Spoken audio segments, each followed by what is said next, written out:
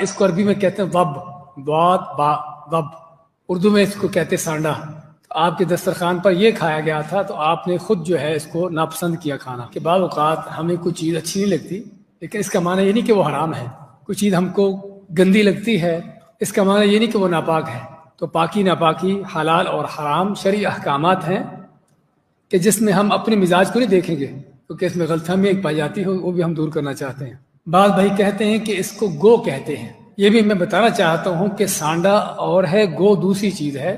گو زہریلی ہوتی ہے اور عام طور پر سانپ وغیرہ اس طرح کے جانوروں کو کھاتی ہے، سمجھیں، جو بڑی گو ہوتی ہے زہریلی ہوتی ہے، جبکہ یہ جو ہے بالکل بڑا شریف مزاج ہے، اس میں کوئی زہریلا مادہ نہیں بالکل بھی، اور یہ حلال ہے اور کافی مفید ہے۔